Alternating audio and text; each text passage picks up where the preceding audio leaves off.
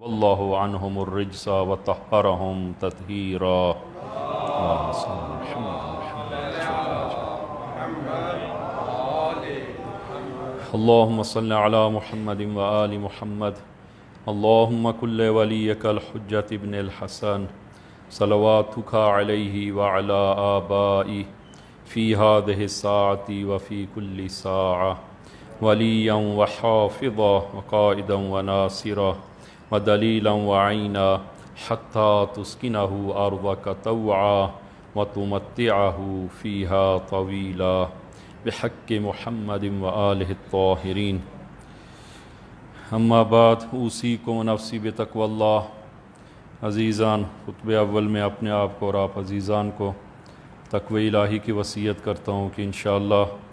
خداوند عالم یہ تقوی ہم سب کو عنایت فرمائے۔ آج 25 محرم الحرام کہ امام علی ابن الحسین سید الساجدین امام العارفین قطب السالکین زین العابدین علیہ افضل التحیۃ والثناء کہ آپ کی شہادت کا دن، کہ دو روایتیں اس ضمن میں موجود ہیں، 12 محرم اور 25 محرم الحرام سن 94 ہجری یا 95 ہجری میں آپ کی شہادت ہوتی ہے۔ اور اس طرح واقع کربلا کے بعد تقریباً 34 سال یا 33 سال آپ کا دور امامت ہے، اور جو سخت ترین دور تمام ائمہ علیہم الصلاۃ والسلام کے ادوار میں آپ کا دور سب سے سخت ترین دور تھا، کہ شارح نہج البلاغہ جناب ابن ابی الحدید وہ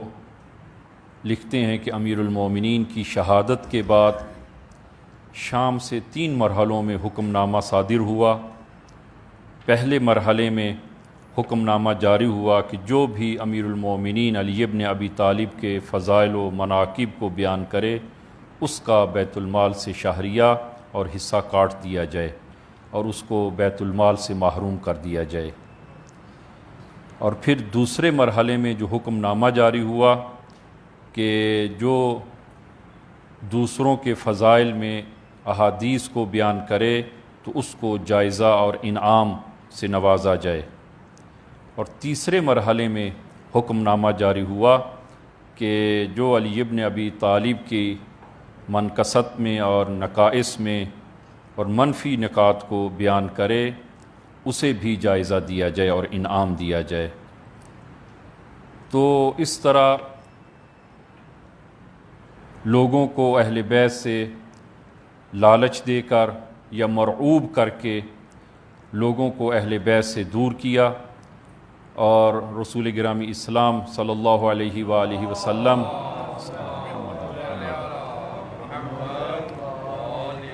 آپ نے وہ حدیث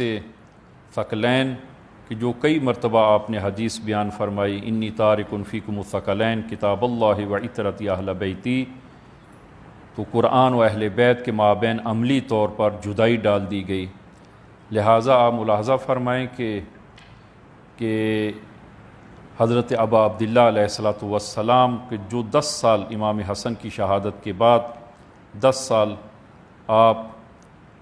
منصب امامت پہ فائز رہے،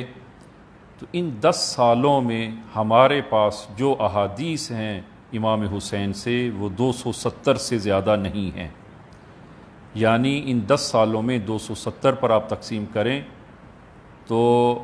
ہر سال 27 احادیث 27 کلمات ہم تک پہنچے ہیں۔ یعنی عملی طور پر اہل بیت کو دیوار کے ساتھ لگا دیا گیا، اور لوگ اصلاً اہل بیت کے دروازے پہ نہیں جاتے تاکہ وہاں سے دین کو لیں، معارف الہیہ کو وہاں سے حاصل کریں، کہ 27 کلمات یعنی ایک سال میں 27 کلمات امام حسین علیہ الصلاۃ والسلام سے ہم تک پہنچے ہیں۔ تو عملی طور پر لوگوں کو اہل بیت سے دور کر دیا گیا، اور قرآن و اہل بیت کے مابین عملی طور پر جدائی ڈال دی گئی، کہ مسعودی جو معروف مؤرخ ہے، اپنی کتاب میں وہ لکھتے ہیں کہ قام ابو محمد علی بن الحسین بالامر مستخفیا علی تقیۃ شدیدۃ فی زمان صعب، کہ امام زین العابدین کہ جب حضرت ابا عبداللہ علیہ الصلاۃ والسلام کی شہادت کے بعد امام زین العابدین سخت ترین حالات میں تھے اور تقیے کے عالم میں تھے، اور فی زمان صعب مشکل ترین زمانے میں امام زین العابدین نے اپنی امامت کے امور کو انجام دیا، کہ اس سے سخت دور نہیں شمار کیا جا سکتا، کہ نہ تو امام کو اجازت ہے کہ وہ شاگرد پروری کریں، قرآن و معارف اہل بیت کی لوگوں کو تعلیم دیں، اصلاً امام کو اجازت نہیں ہے، اور منبر، مسجد و محراب و منبر وہ بنی امیہ کے ہاتھوں میں ہے، اور خصوصاً جو سب سے زیادہ دور آپ نے اپنے دور امامت میں گزارا وہ عبد الملک مروان، کہ جو ان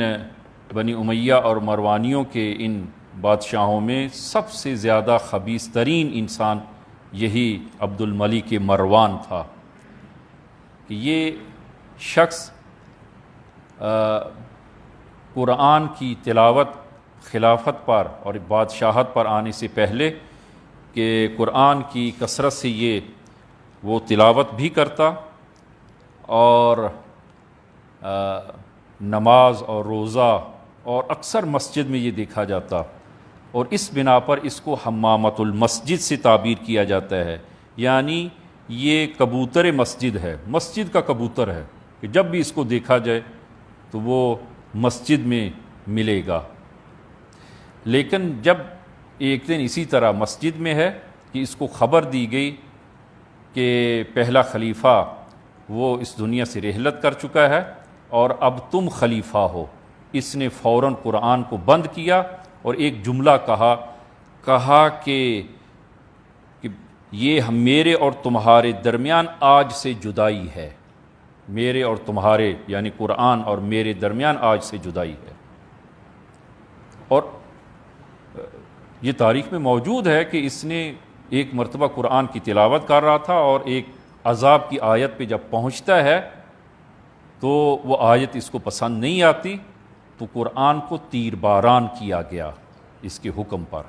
قرآن پر تیر برسائے۔ اور اکثر دور 20 سال امام زین العابدین نے اس کے دور میں گزارے، تو کس قدر حالات سخت ہوں گے کہ انشاءاللہ وہ بیان کریں گے کہ خود امام زین العابدین صلوات اللہ وسلام علیہ کی زبان مبارک سے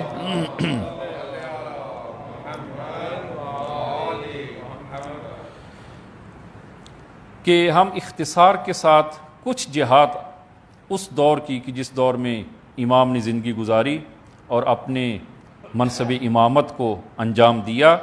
کہ سیاسی لحاظ سے اگر آپ دیکھیں کہ اس قسم کے لوگ حاکم ہو گئے ہیں، عبد الملک مروان جیسے لوگ کہ جس نے قرآن کو تیر باران کیا، شراب خور بے دین جیسے لوگ یہ اس حکومت پر فائز ہو گئے اور حکومت کو اپنے ہاتھوں میں لیا۔ کہ امام باقر علیہ الصلوۃ والسلام فرماتے ہیں کہ یہ وہ دور تھا کہ اگر کوئی شخص یہ کہتا کہ میں زندیق ہوں، یعنی میں لا مذہب ہوں اور میرا خدا پر ایمان نہیں ہے، یہ اس انسان کی کہ جو کہتا کہ میں زندیق ہوں اس کی جان محفوظ ہوتی، لیکن جو یہ کہتا کہ میں پیرو علی ہوں خوب اس کی جان و مال اور ناموس محفوظ نہ رہتی۔ یہ وہ دور تھا کہ جس دور میں امام نے زندگی گزاری۔ اور اسی عبد الملک مروان کے وہ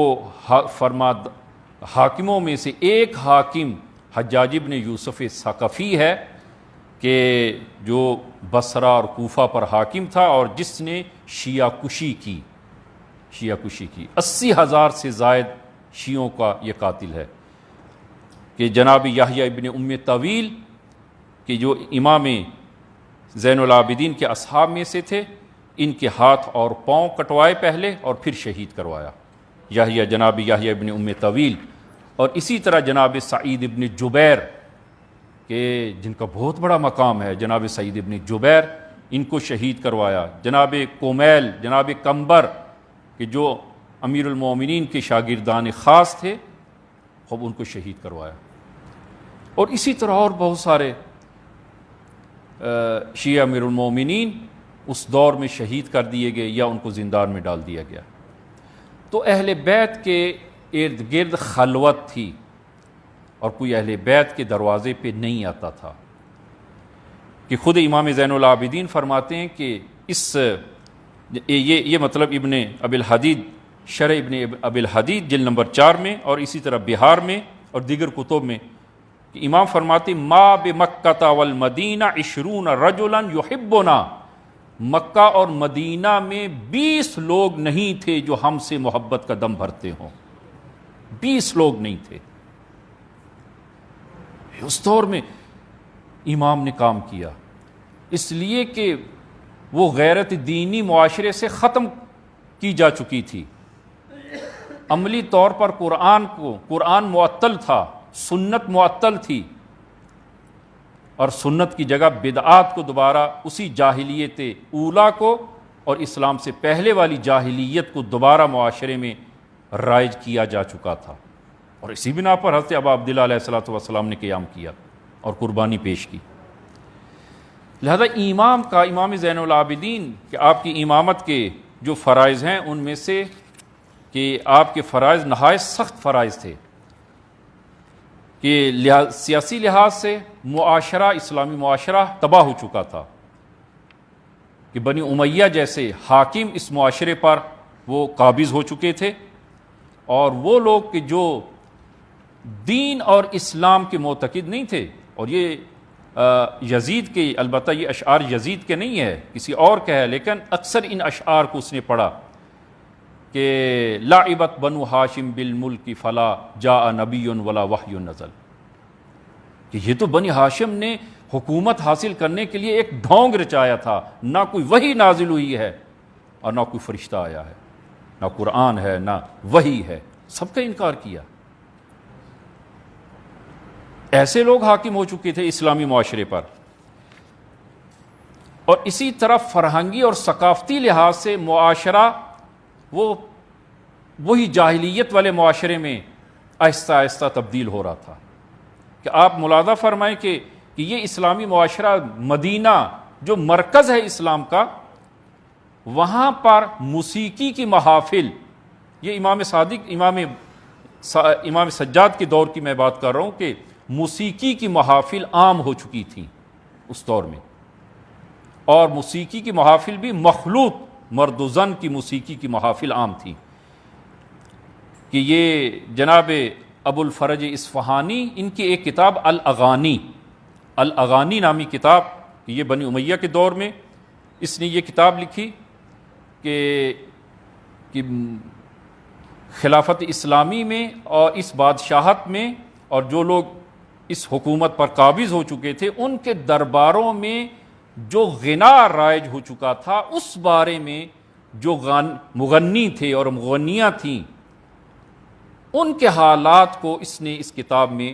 وہ درج کیا اور لکھا، اور اس وقت بھی کئی جلدوں پر مشتمل یہ کتاب تھی اس دور میں جب اس نے یہ کتاب لکھی۔ اور اسی مناسبت سے موسیقی اور غنا کے بارے میں لکھتے ہیں کہ عائشہ بنت طلحہ، خب یہ البتہ جناب طلحہ معروف یہ وہ نہیں ہے، کوئی اور شخص ہے، کہ عائشہ بنت طلحہ یہ معروف مغنیہ جو مخلوط محافل میں گایا کرتی تھی، اور لوگ اس پر پیسے نچھاور کرتے تھے۔ یہ مدینے کی بات ہے، لوگ اس پر پیسے نچھاور کرتے تھے، جس طرح کہ آج کل بھی وہی دور جو ہے وہ باقی ہے آج، بلکہ اس سے بدتر جو ہے وہ ہو گئے۔ اور اسی طرح عمر ابن ابی مخزومی، یہ معروف شاعر اور عیاش قسم کا گویہ تھا،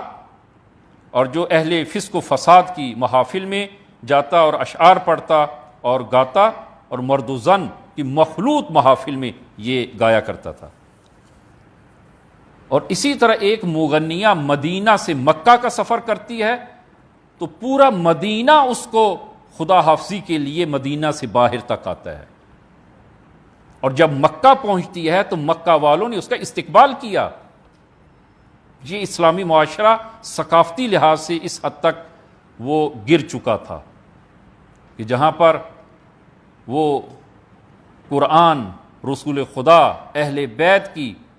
وہ حد کے حرمت ہو چکی تھی، اور یہ اسلامی معاشرے میں ان چیزوں کو رائج کیا جا چکا تھا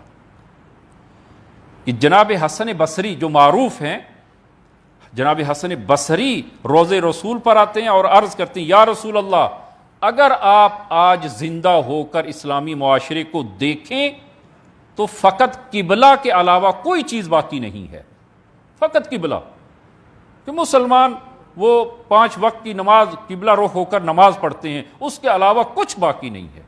اسلامی معاشرے میں، اسلام کی کوئی چیز باقی نہیں رہی۔ یہ حسن بصری کے الفاظ ہیں کہ اسلامی معاشرے میں وہ اسلام کو بدل دیا جا چکا ہے کہ لا ينکرہ عالمہم ولا یدفعہ عابدہم، نہ تو کوئی عالم نہیں از منکر کرتا ہے اور نہ ہی کوئی عابد اور متدین اس کو برا کہتا ہے، کوئی بھی روکنے والا نہیں ہے کہ لا ينکرہ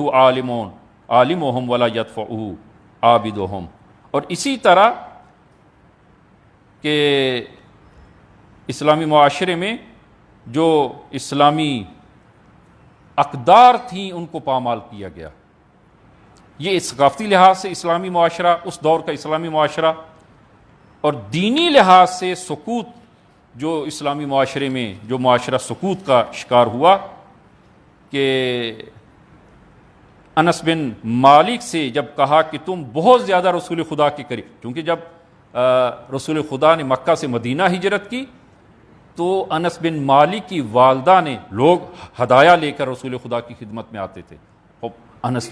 بن مالک کی والدہ کے پاس کچھ نہیں تھا اور یہ یتیم تھے، تو انہوں نے اس کا ہاتھ پکڑا، انس کا ہاتھ پکڑا اور رسول خدا کی خدمت میں، یا رسول اللہ میں یہ فرزند اپنا آپ کی خدمت میں ہدیہ کرتی ہوں جو آپ کی خدمت کرے گا۔ اس وقت سے جناب انس رسول خدا کی خدمت میں۔ اور جب ان سے پوچھا گیا کہ سنت پیغمبر سے کیا چیز باقی رہ گئی ہے تو انس کہتے ہیں کہ فقط نماز باقی رہ گئی ہے، فقط نماز، اور وہ بھی کتنی انحرافات کا اور وہ اختلافات کا شکار ہوئی، فقط نماز باقی ہے۔ اور یہ وہ دور کہ جس میں سقوط دینی، یعنی دین اس حد تک ساکت ہو چکا تھا کہ رسول خدا نے جس اہل بیت کی جس قدر تاکید فرمائی، خب رسول خدا کے بعد اتنا ہی اس سے کہیں زیادہ اہل بیت سے دوری اختیار کی گئی، بلکہ امیر المومنین جو مسلماً اہل بیت میں شامل تھے اور شامل ہیں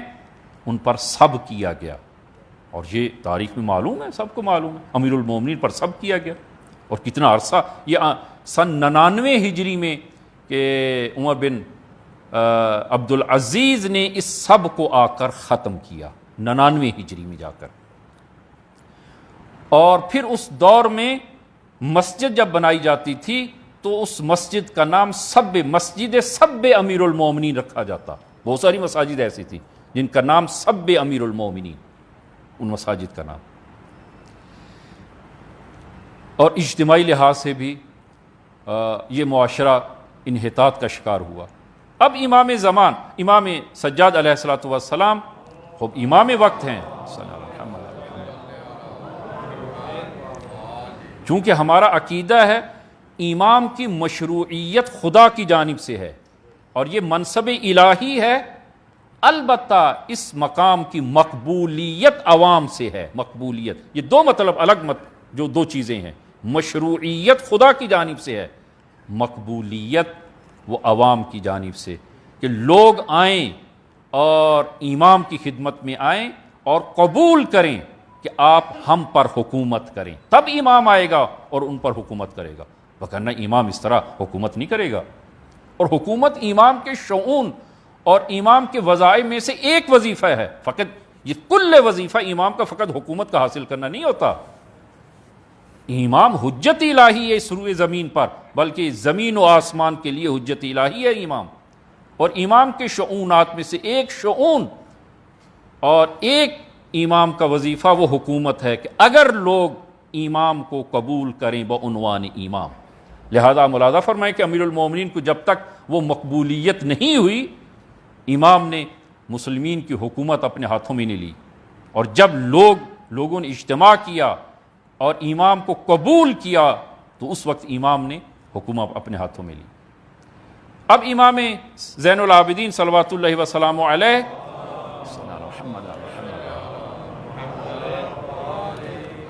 معاشرے میں اب کیسے اس سنت کو احیاء کریں، اور وہ حضرت ابا عبداللہ علیہ الصلوۃ والسلام نے جو اپنے اس قیام کے لیے وہ جو اہداف معین کیے کہ فرمایا کہ قرآن اور کتاب الہی کی تعلیمات کو ختم کیا جا چکا ہے اور سنت جو ہے وہ محو ہو چکی ہے، میں قرآن اور سنت کے احیاء کے لیے، رسول خدا اور اپنے بابا کی سنت کے احیاء کے لیے میں نے قیام کیا ہے۔ یہی اہداف تمام ائمہ کے اور جملہ امام زین العابدین صلوات اللہ وسلام علیہ کے اہم ترین کام آپ نے اس معاشرے میں کہ جو ہر طرح سے معاشرہ دوبارہ جاہلیت کی طرف لوٹ رہا تھا، آپ نے ایک قدم جو آپ نے اٹھایا اور ایک کام جو آپ نے کیا وہ لوگوں کو دوبارہ قرآن کی طرف لے کر آئے، لوگوں کو قرآن کی خدمت میں لے کے آئے، اور خود بھی امام وہ خوش لہن تھے اور خوش لہنی میں قرآن کی تلاوت کرتے، حتیٰ لوگ جب امام تلاوت فرماتے تو گلی کوچوں میں گزرنے والے وہ رک کر امام کی تلاوت سنتے اور قرآن کی تلاوت سنتے۔ لہذا اگر کوئی انسان، چونکہ قرآن فرمایا کہ علیکم بالقرآن، اے لوگوں قرآن کی طرح مراجعہ کریں،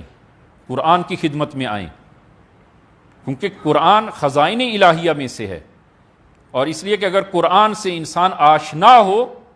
تو اس کا اخلاق بدل جائے گا، اس کی زندگی بدل جائے گی، اس کا کردار بدل جائے گا۔ کوئی قرآن کی طرف تو آئے۔ کہ جب ایک مرتبہ کسی شخص نے آپ سے سوال کیا کہ ای الاعمال افضل یا ابن رسول اللہ، اعمال میں سے سب سے افضل ترین عمل کون سا ہے؟ ای الاعمال افضل، آپ نے فرمایا الحال المرتحل، الحال المرتحل۔ خوب وہ بندے خدا نہ سمجھ سکا الحال المرتحل جو ہے اس سے کیا مراد؟ حال مرتحل سے جو ہے وہ مراد یہ ہے کہ ایک شخص جو ہے جو حالت سفر میں ہوتا ہے، خوب مسلسل سفر تو نہیں کیا جا سکتا، خوب انسان جب سفر میں ہوتا ہے تو 2 فرسخ 4 فرسخ ایک منزل کے بعد خوب انسان جو ہے وہ اترتا ہے، استراحت کرتا ہے، تھوڑی دیر رکتا ہے اور پھر آگے سفر جاری کرتا ہے، اور رات کو پھر جو ہے وہ کہیں پر اتراؤ کرتا ہے اور استراحت اور آرام کرتا ہے اور پھر آگے سفر جاری کرتا ہے۔ خوب اس عمل کو وہ کہا جاتا ہے حال۔ حال یعنی کسی جگہ حلول کرنا، رک جانا، مسافر سفر کر کے جب ایک منزل سفر کرنے کے بعد وہ رکتا ہے، اس کو کہا جاتا ہے حال۔ اور دوبارہ پھر اپنی انرجی دوبارہ تازہ کرنے کے بعد دوبارہ جب سفر کو جاری کرتا ہے اس کو کہا جاتا ہے مرتحل، سفر کو دوبارہ شروع کرنا۔ امام نے فرمایا بہترین عمل الحال المرتحل۔ ابن رسول اللہ، یہ حال مرتحل کیا ہے؟ امام نے فرمایا فتح القرآن و ختم القرآن۔ فرمایا حال المرتحل سے میری مراد قرآن کو پڑھنا شروع کرو اور پڑھتے جاؤ اور پھر یہاں تک کہ قرآن ختم ہو جائے۔ یعنی قرآن پڑھنے کا طریقہ یہ ہے کہ انسان قرآن کو اول سے شروع کرے، خوب ہر روز جتنی ہمت ہے انسان کی، 1 پارہ ہے، آدھا پارہ ہے، انسان قرآن کو پڑھے، البتہ توجہ کے ساتھ پڑھے۔ یہ قرآن میری زندگی میں مجھ سے کہاں پہ مخاطب ہے، میری دردوں کا کن دردوں کی یہ دوا ہے یہ قرآن، میری زندگی میں کہاں پر یہ قرآن موجود ہے۔ خوب توجہ سے انسان جب پڑھے گا تو تب معلوم ہوگا۔ خوب آدھا پارہ، 1 پارہ، یہ سے کم زیادہ انسان پڑھے، اگلے دن پھر اس سے آگے پڑھے، اگلے دن اس سے آگے پڑھے، یہاں تک کہ انسان اسی طرح قرآن کو پڑھے تاکہ قرآن ختم، ایک مرتبہ پورا قرآن پڑھا جائے، پھر دوبارہ قرآن کو اول سے شروع کیا جائے۔ جب ختم ہو پھر دوبارہ اول سے شروع کیا جائے. اس کو کہا جاتا ہے الحال المرتحل، یعنی سفر میں انسان مسلسل سفر کرتا ہے، رکتا ہے، پھر سفر کرتا ہے، چلتا ہے، سفر کرتا ہے. خوب سفر اسی طرح ہے. فرمایا قرآن کو اسی طرح پڑھیں. البتہ بعض لوگوں کی عادت ہے قرآن کو جو ہے وہ مثلا کہیں سے روزانہ فرق کریں، سورہ یاسین پڑھتے ہیں، ہمیشہ سورہ یاسین پڑھتا ہے. خوب ٹھیک ہے، ہم اس کی ممانعت نہیں کرتے، لیکن قرآن پڑھنے کا صحیح طریقہ یہ ہے ولو انسان تھوڑا قرآن پڑھے، لیکن قرآن کو اس طرح پڑھے کہ ایک مدت کے بعد قرآن کو کامل کر سکے. قرآن کو اس طرح پڑھا جائے. لہذا امام نے لوگوں کو قرآن کی طرف آنے کی دعوت دی، قرآن کی خدمت میں آئیں. الحال المرتحل. ھذا القرآن خزائن اللہ، یہ قرآن گنجینہ الہی ہے اور خزینہ الہی ہے. لہذا قرآن کو آپ ہمیشہ بلند آواز سے آپ قرآن کو پڑھتے. آپ کا گزر مدینے کی کسی گلی کوچے سے ہوا، آپ نے ایک شخص کو دیکھا کہ وہ کسی شخص کے دروازے پہ بیٹھا ہے، کسی مالدار شخص کے دروازے پہ بیٹھا ہے. آپ نے فرمایا یہاں کیوں بیٹھے ہو بندے خدا، یہاں کیوں بیٹھے ہو؟ کہا کہ اس صاحب خانہ سے مدد کی امید میں بیٹھا ہوں کہ یہ صاحب خانہ آئے اور میری مدد کرے. امام نے اس کا ہاتھ پکڑا اور فرمایا اٹھو میرے بھائی، میرے ساتھ چلو، میں تمہیں ایسا کام بتاؤں کہ جس سے تمہاری مشکل حل ہو جائے. اور میں تمہیں ایسا کام بتاؤں جس سے تمہاری اگر مالی مشکل ہے، مالی مشکل حل ہو جائے. امام نے اس کا ہاتھ پکڑا، مسجد میں لے کر آئے اور آپ نے فرمایا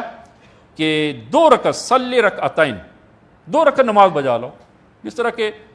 صبح کے نوافل آپ پڑھتے ہیں، اب اسی طرح 2 رکعت نماز جو ہے وہ بجا لائیں. پھر آپ نے فرمایا کہ 2 رکعت نماز پڑھنے کے بعد رسول خدا صلی اللہ علیہ وآلہ وسلم اور ان کی آل پر درود بھیجو.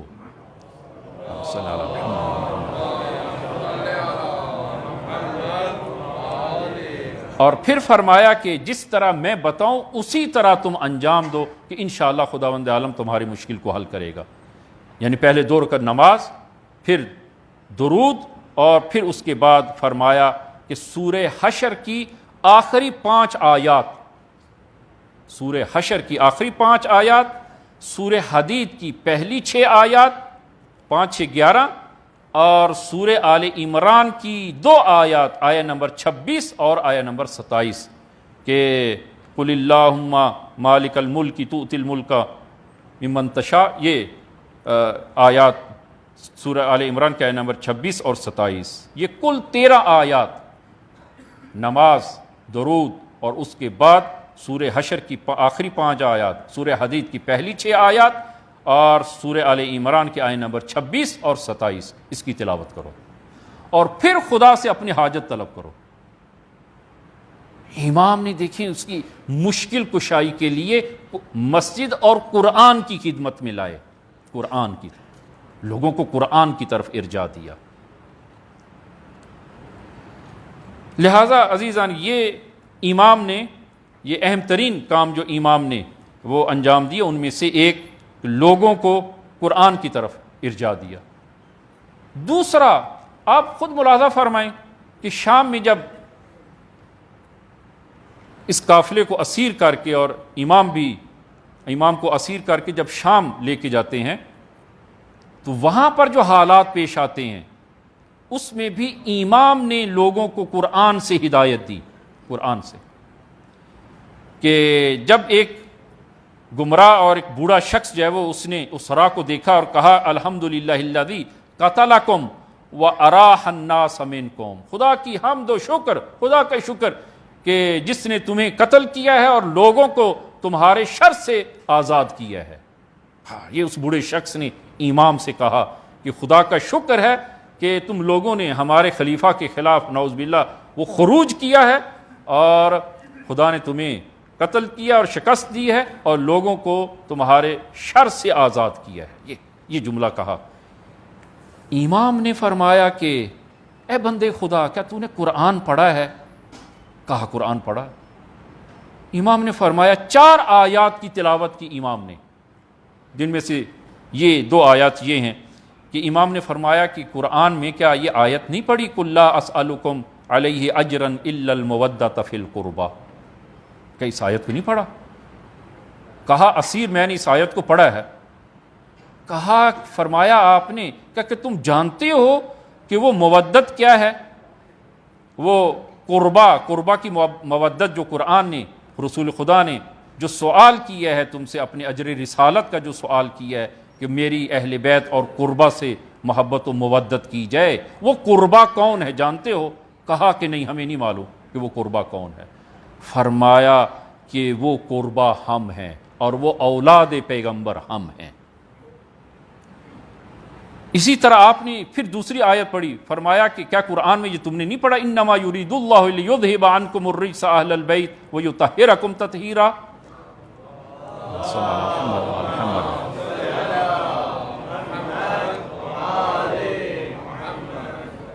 کہا یہ قرآن میں نے یہ آیت پڑھی ہے۔ فرمایا کہ وہ اہل بیت کہ جس کو خداوند عالم نے مقامی عصمت عنایت کیا ہے وہ ہم ہیں، وہ ہم۔ اس بوڑھا شخص گمراہی سے نکلا اور اس کے آگاہی جب حاصل ہوئی تو اس نے کہا کہ خدا کی لعنت ہو یزید پر اور اس کے اس تخت پر کہ حق جو ہے وہ آپ کے ساتھ ہے اور آپ ہی وہ اہل بیت ہیں۔ قرآن کے ساتھ لوگوں کو قرآن سے ہدایت دی۔ لہذا پہلا کام جو امام نے فرمایا وہ لوگوں کو قرآن کی طرف وہ ارجاع دیا تاکہ لوگ قرآن کی خدمت میں آئیں، اور دوسرا کام جو امام نے فرمایا وہ سنت رسول کا احیاء کیا۔ سنت رسول اپنے عمل اور کردار کے ذریعے، سنت رسول اپنی دعاؤں میں۔ اب یہ صحیفہ کاملہ کی یا صحیفہ سجادیہ کی جو دعائیں 54 دعائیں ہیں جو اس میں موجود ہیں، جبکہ امام زین العابدین سے جو دعائیں منقول ہیں وہ اس سے کہیں زیادہ ہیں، اس سے کہیں زیادہ۔ ان دعاؤں میں آپ ملاحظہ فرمائیں صحیفہ سجادیہ کی دعا نمبر 2 کہ جو رسول گرامی اسلام کے بارے میں اور رسول خدا پر درود جو آپ نے بھیجا ہے اور کس طرح رسول خدا کی معرفی کی ہے، چونکہ اس دور میں اصحاب رسول میں شاید کوئی اکا دکا موجود ہو، سب کے سب رحلت کر چکے تھے، اور نئی نسل کو اصلا رسول خدا کی سیرت اور کردار سے وہ آگاہ نہیں تھے۔ آپ نے عملی طور پر اس سیرہ کو لوگوں کے سامنے پیش کیا، اور جب لوگ آپ کو دیکھتے تو کہتے کہ ہاں رسول خدا کی سیرت یہی تھی، رسول خدا عیناً اسی طرح تھے۔ عملی طور پر آپ نے سیرت جو ہے وہ اس کا۔ اور سیرت کے حوالے سے ایک نقطہ اور آپ عزیزان کی خدمت میں عرض کریں کہ کس طرح لوگوں کو سیرت خدا کی، رسول خدا کی طرف آپ نے دعوت دی کہ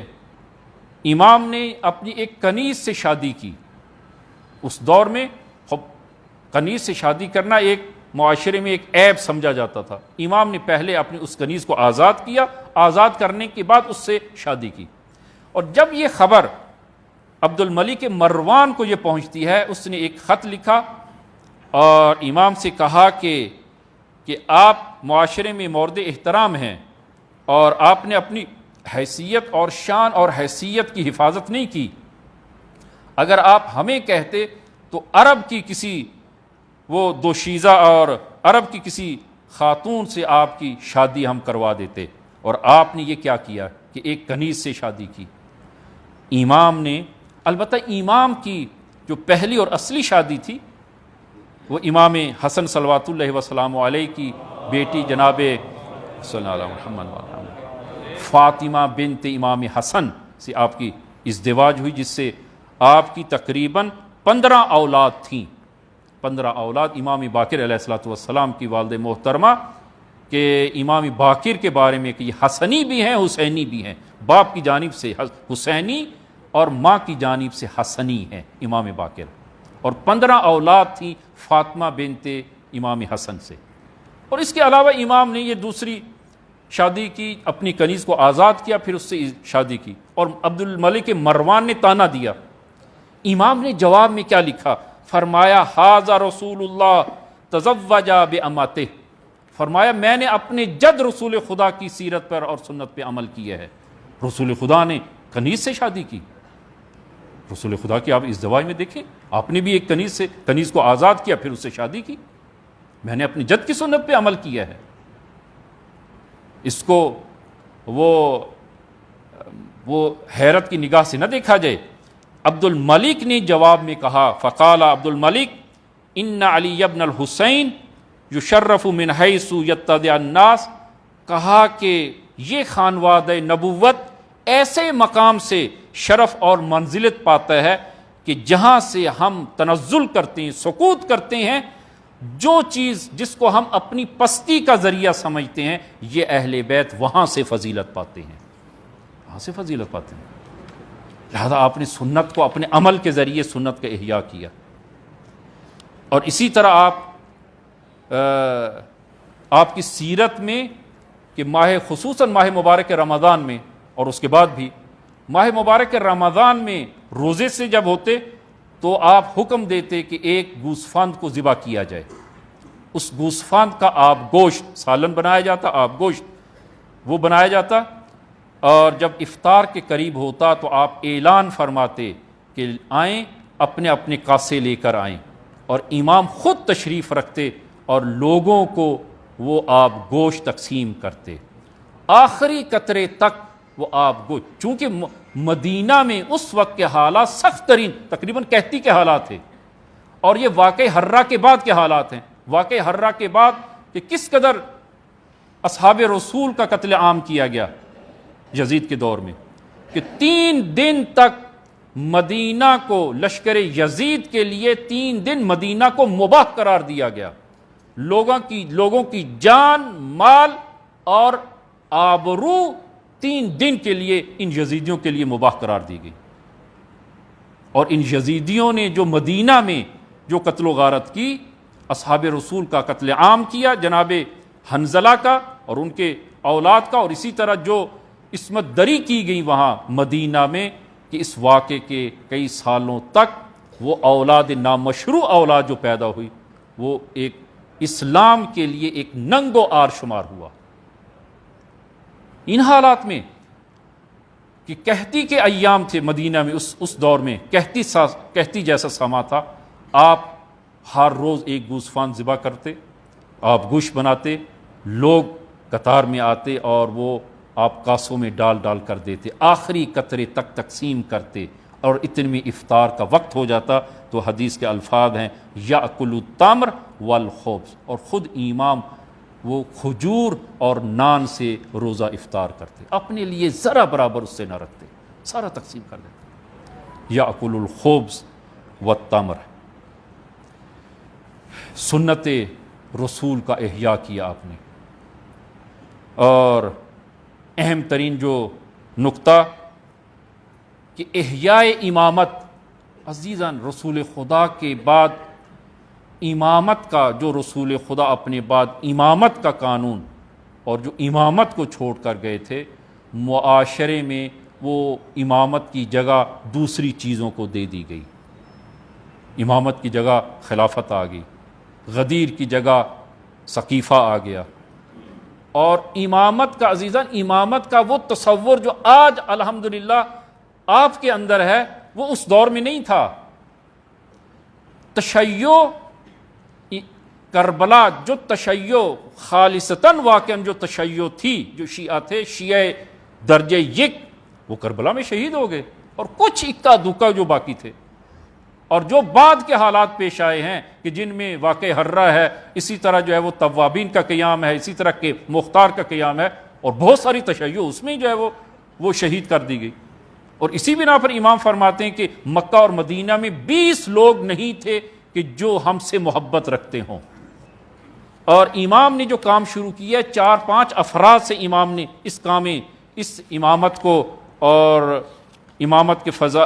مناسب کو آپ نے وہ کام شروع کیا، کہ یہ تاریخ کے الفاظ آپ ملاحظہ فرمائیں کہ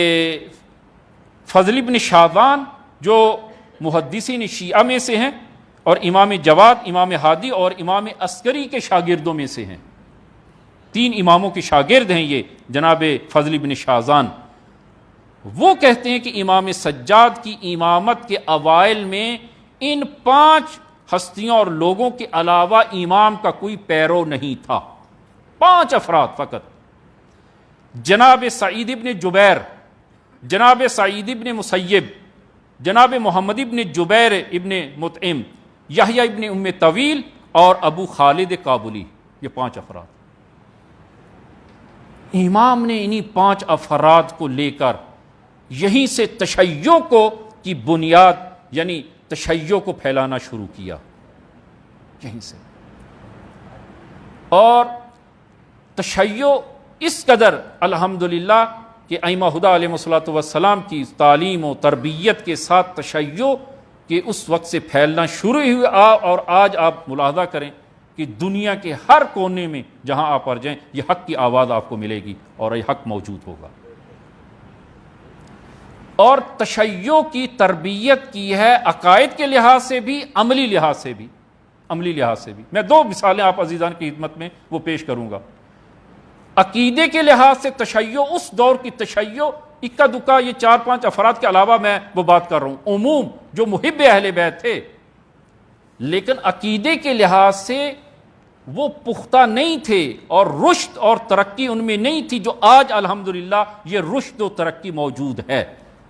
امام رضا کی جب شہادت ہوتی ہے اور امام جواد کم سنی میں کہ 6-7 سال کی عمر مبارک میں آپ مقامی امامت پہ فائز ہوتے ہیں، اور امام کی شہادت کے بعد امام کے اصحاب گریہ وزاری وہ کر رہے ہیں، گریہ وزاری میں مشغول ہیں کہ یونس ابن عبد الرحمن جو امام کے خاص اصحاب میں سے ہیں، اس نے کہا کہ بھئی یہ رونا بند کریں، یہ گریہ بند کریں۔ کیوں؟ کہا کہ کیا اب امام رضا تو شہید ہو چکے ہیں، اور جب تک یہ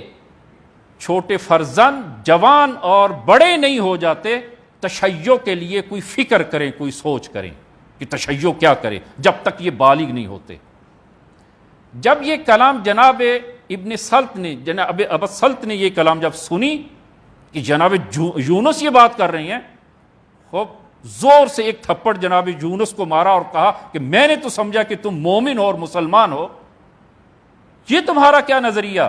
اگر امامت خدا کی جانب سے ہے تو ایک دن کا بچہ بھی امام ہو سکتا ہے، جس طرح کہ حضرت عیسیٰ علیہ نبینا علیہ الصلوۃ والسلام،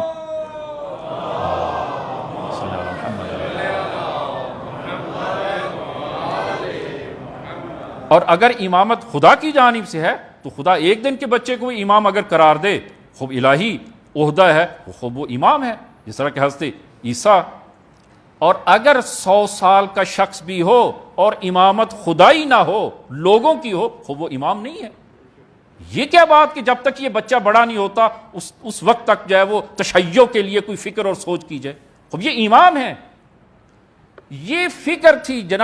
جناب یونس کی جو اصحاب خاص امام میں سے تھے۔ امامت کے حوالے سے وہ معرفت رشد نہیں کی تھی، عام تشیع میں وہ معرفت نہیں تھی ابھی تک، لیکن الحمدللہ آج یہ معرفت سب کو موجود ہے، سب کے پاس موجود ہے۔ آج تشیع معارف کے لحاظ سے رشد کیا ہے، البتہ ابھی رشد کے اس مرحلے آخری مرحلے تک تشیع ابھی نہیں پہنچی۔ اور عملی لحاظ سے جو اہل بیت کی محبت کا دم بھرتے تھے، لیکن مقام عمل میں انہوں نے کس حد تک معصومین کی اور امام کی مدد کی؟ آپ ملاحظہ فرمائیں کہ یہ ہر سما یہ میدان کربلا میں روز عاشورہ یہ دوسری طرف تھا، دوسری طرف قوم اشقیاء میں تھا،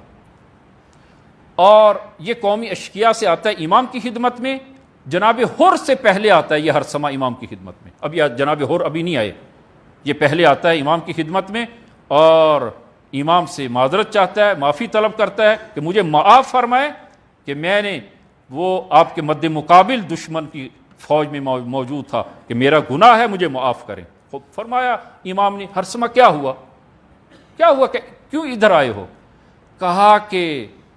یبن رسول اللہ، آج سے 20-22 سال پہلے کا واقعہ مجھے یاد آیا۔ کہ جب ہم صفین سے آپ کے بابا امیر المومنین کے ہمراہ صفین سے جب واپس آ رہے تھے اور یہیں کربلا کی سرزمین پہ پہنچتے ہیں، امام گھوڑے سے اترتے ہیں اور اس خاک کے کربلا کو اٹھاتے ہیں، سونگتے ہیں اور گریا کرتے ہیں، بلند آواز سے گریا کرتے ہیں اور فرماتے ہیں کہ یہاں پر عاشقین خدا کے محمل سواریاں اتریں گی، یہاں محمل بٹھائے جائیں گے، یہاں خیمے ان کے لگیں گے، یہاں پر وہ شہید ہوں گے۔ ہم نہیں سمجھ سکے کہ یہ وہ عاشقین خدا وہ کون ہیں، کن کے بارے میں امام فرما رہے ہیں۔ یہ واقعہ اس کو وقت گزر گیا۔ عزیزان دیکھیں کہ 20 سال پہلے ہرثمہ امام امیر المومنین کی خدمت میں ہے، 20 سال کے بعد امام وقت اور حجت خدا کے مد مقابل ہے۔ وہ کہا کہ آج میں یہاں پر موجود کہ میں نے سوچا، یہ واقعہ یاد آیا اور میں نے دیکھا کہ وہ عاشقین خدا یہاں نہیں ہے، قوم اشقیاء میں نہیں ہے، یہ وہ لوگ نہیں ہیں، وہ آپ ہیں۔ عزیزہ آپ یہاں پر ملاحظہ فرمائیں، دقت فرمائیں کہ اس نے حق کو سمجھ لیا ہے، امام کو سمجھ لیا کہ حجت خدا یہی ہیں، حق پہ یہی ہیں، عاشقین خدا یہی ہیں، حق کو سمجھ لیا ہے۔ اب کیا وظیفہ ہے اس کا؟ امام نے فرمایا کہ ہرثمہ اب تم جان چکے ہو تو کیا ہماری مدد کرو گے؟ امام نے دعوت دی، کہا کہ نہ یا ابن رسول اللہ، میرے بیوی بچے چھوٹے ہیں، میرے چھوٹے بچے ہیں، میں آپ کی مدد نہیں کر سکتا۔ امام نے فرمایا کہ یہاں سے دور چلے جاؤ، جب کچھ دیر کے بعد جب میری آواز اور صدائے استغاثہ بلند ہوگی اور تمہارے کانوں تک وہ صدائے استغاثہ جب پہنچے گی اور تم نے مدد نہ کی تو ہمیشہ کے لیے جہنمی ہو جاؤ گے، جو دور چلے جاؤ۔ عزیزاں یہ جنہوں نے حق کی شناخت کی، پہچان لیا، مدد کے لیے آمادہ نہیں ہے۔ لیکن آج کی تشیع عزیزاً فداکاری کے لیے بہت فداکار موجود ہیں، جو ایک آواز پہ، امام کی ایک آواز پہ، اگرچہ آواز اب بھی جاری ہے، اب صدائے استغاثہ اب بھی بلند ہے، لیکن کتنے مومنین، کتنے شیعہ اور مخلص ہیں جو اپنی جان کے آخری قطرے کے لیے دفاع کے لیے آمادہ ہیں۔ کیا تشیع نے رشد نہیں کی، ترقی نہیں کی؟ بہت ترقی کی ہے۔ ابھی ضرورت ہے، ابھی اور وفاداری کی ضرورت ہے، ابھی اور زیادہ ہمت کی ضرورت ہے، ابھی وہ امام کی استغاثے کی مدد کے ابھی قابل نہیں ہوئے، ابھی قابل نہیں ہوئے، ابھی اور زیادہ فداکاری، اور زیادہ محبت و خلوص کی احتیاج اور ضرورت ہے۔ 5 افراد سے امام نے اپنی نہضت کا، اپنے اس دین الہی اور معارف الہی کا آپ نے اس کام کا آغاز کیا، اور آپ نے اس دین الہی اور اپنی جد کی سیرت اور معارف کو وہ آہستہ آہستہ پھیلانا شروع کیا کہ انشاءاللہ خداوند عالم ہم سب کو توفیق عنایت فرمائے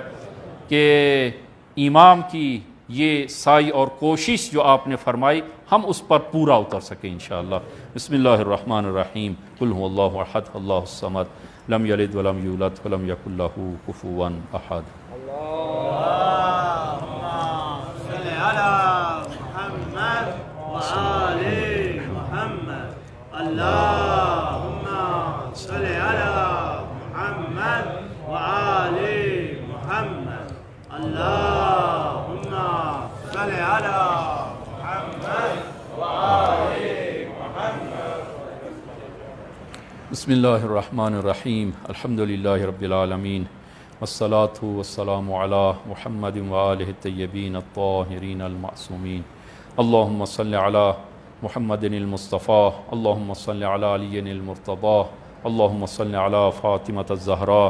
اللہم صل علی الحسن المجتبیٰ، اللہم صل علی الحسین الشہید بکربلاء، اللہم صل علی علی ابن الحسین، اللہم صل علی محمد ابن علی، اللہم صل علی جعفر ابن محمد، اللہم صل علی موسیٰ ابن جعفر، اللہم صل علی علی ابن موسیٰ الرضا، اللہم صل علی محمد ابن علی، اللہم صل علی علی ابن محمد، اللہم صل علی الحسن ابن علی، اللہم صل علی القائم المہدی، اللہم صل علی محمد وآل محمد وعجل فرجہم وسہل مخرجہم۔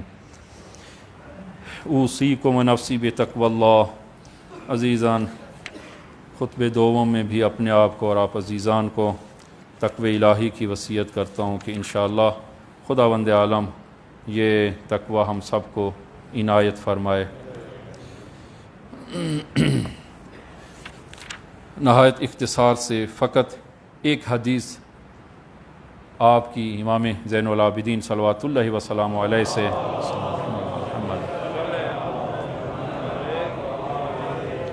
ایک حدیث آپ عزیزان کی خدمت میں کہ تاکہ آپ کی تعلیمات جو آپ نے فرمائی ہیں ان کی یاد تازہ ہو اور ہم آپ کی تعلیمات سے وہ کچھ رزق معنوی لے سکیں اور تربیت لے سکیں کہ ابو خالد کابلی امام کی خدمت میں حاضر ہوتا ہے اور عرض کرتا ہے کہ دیکھا کہ امام گناہوں کے آثار کو بیان فرما رہے ہیں کہ فلاں گناہ کا اثر یہ ہے، فلاں گناہ کا اثر یہ ہے، کون سے گناہ کیا اثر رکھتے ہیں۔ تو عرض کرتے یا ابن رسول اللہ، کون سے گناہ ہیں جو نعمت کو زائل کر دیتے ہیں، جس سے نعمتیں زائل ہو جاتی ہیں، وہ کون سے گناہ ہیں کہ جس سے دعا حبس ہو جاتی ہے، دعا قبول نہیں ہوتی، اور کون سے گناہ ہیں کہ جو انسان کی زندگی کو کم کر دیتے ہیں۔ کہ یہ ایک تفصیلی روایت ہے بہار میں کہ جس میں امام نے ان گناہوں کے آثار کو بیان کیا کہ فلاں گناہ کا اثر کیا ہے، فلاں گناہ کا، جس طرح کہ آپ وہ دعائے کمیل میں بھی پڑھتے ہیں اللہم اغفر لی الذنوب التی تغیر النعم، خدایا میرے ان گناہوں کو معاف فرما جو نعمتوں کو بدل دیتے ہیں، نقمت میں بدل دیتے ہیں۔ اللہم اغفر لی الذنوب التی تحبس الدعاء، خدایا میرے ان گناہوں کو معاف فرما جو دعاؤں کو حبس کر لیتے ہیں، دعاؤں کو وہ بلند نہیں ہونے دیتے، اور دعائیں خدا کے حضور نہیں پہنچتی اور دعائیں قبول نہیں ہوتی۔ تو جناب ابو خالد کابلی وہ امام سے اسی بارے میں جو ہے وہ پوچھتے ہیں کہ ابن رسول اللہ وہ کون سی گناہ ہیں کہ جو دعا کے قبول ہونے میں رکاوٹ ہیں، الذنوب التی ترد الدعاء، کہ وہ گناہ جو دعاؤں کے رد ہونے کا باعث بنتے ہیں۔ تو امام نے فرمایا کہ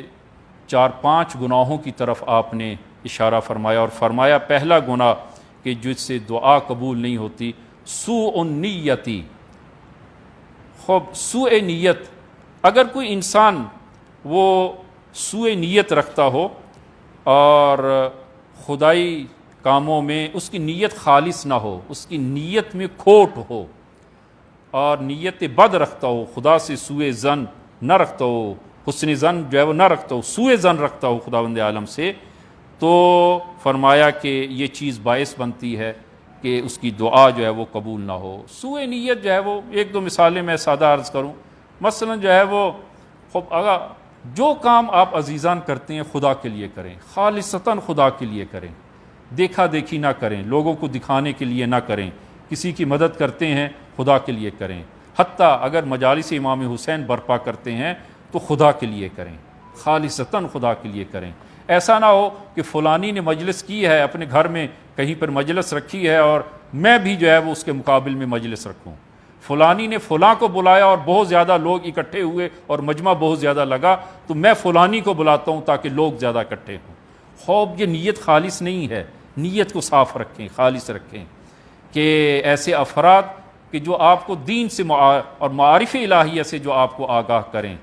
اور جو اہل بیت کی سیرت کو وہ بیان کریں، جن کی کلام سے آپ کو اہل بیت یاد آئیں، ایسے افراد کو بلائیں، نہ یہ کہ زیادہ مجمع اکٹھا کرنے کے لیے وہ ایسے شخص کو، ایسے افراد کو جو ہے وہ بلایا جائے، نیت کو خالص رکھا جائے کہ پہلا عمل جو ہے وہ پہلی چیز۔ اور پھر جس طرح کہ رسول خدا سے حدیث ہے ان اللہ لا ينظر الى صورکم ولا الى اموالکم ولکن ينظر الى قلوبکم واعمالکم، فرمایا کہ خداوند عالم تمہاری صورتوں کو اور تمہارے مالوں کو نہیں دیکھتا کہ تمہارے پاس مال کتنا ہے یا تمہاری شکل و صورت جو ہے وہ کیسی ہے، خداوند عالم تمہارے دلوں کو دیکھتا ہے اور تمہارے اعمال کو دیکھتا ہے، وہ عمل کتنا خالص ہے اور تمہارا دل کتنا پاک ہے، اور پاک دل سے تم نے یہ عمل انجام دیا۔ خداوند عالم دلوں کو دیکھتا ہے، اعمال کو دیکھتا ہے، اور ایسے اعمال کو خداوند عالم قبول کرتا ہے۔ قربانی حابیل نے بھی قربانی دی، قابیل نے بھی قربانی دی، لیکن حابیل کی قربانی کو خدا نے قبول کیا ہے، قابیل کی قربانی قبول واقع نہیں ہوئی۔ مسجد رسول خدا نے مسجد قباء بنائی اور دوسری مقابل میں مسجد زرار بنائی گئی، وہ مسجد زرار قبول واقع نہیں ہوئی جس کو خداوند عالم نے گرانے کا حکم دیا. لہٰذا عمل کو وہ خالصتاً خدا کے لیے انجام دیا جائے. سوء نیت پہلی چیز جس سے انسان کی دعا قبول نہیں ہوتی وہ سوء نیت ہے. لہذا رسول خدا نے جناب ابو ذر سے فرمایا کہ یا ابا ذر، کہ فرمایا کہ تمہیں چاہیے فی کل شیء نیت حتی فی الاکل والنوم. یا ابو ذر، کہ تمہیں ہر کام میں نیت سے کام کرنا چاہیے. نیت یعنی قربتاً اللہ، خدا کے لیے. حتیٰ اگر کھانا چاہتے ہو، سونا چاہتے ہو، وہ بھی نیت کے ساتھ خدا کی قربت کے لیے، قرب الہی کے لیے. کھانا کھائیں قرب الہی کے لیے، سونا چاہتے ہیں قرب الہی کے لیے. ہر کام میں نیت کیجیے اور نیت سے وہ کام انجام دیا جائے. دوسری چیز جو انسان جس سے انسان کی دعا قبول نہیں ہوتی، خبث السریرہ، ناپاکی درون. انسان کا اندر اگر ناپاک ہوتا ہے تو اس صورت میں انسان کی دعا قبول نہیں ہوتی. یعنی جس انسان کے اندر وہ ملاوٹ ہو، غش ہو، کینہ ہو، حسد ہو، بدبینی ہو، اس انسان کی دعا قبول نہیں ہوتی. اپنے اندرون کو پاک کیا جائے، اپنے باطن کو پاک کیا جائے. اور تیسری چیز وَتَرْكُ التَّصْدِيقِ بِالْإِجَابَةِ، اگر کوئی شخص دعا کے قبول ہونے کا اعتقاد ہی نہیں رکھتا، جس کا اعتقاد نہیں ہے خدا پر، کوئی اعتقاد دعا کے قبول ہونے میں خدا پہ اعتقاد نہیں ہے. خوب ہم دعا کرتے ہیں، ہماری دعا کہاں خدا سنتا ہے. خدا اعتقاد نہیں ہے، ایمان اور یقین نہیں ہے، اس کی دعا بھی قبول نہیں ہے.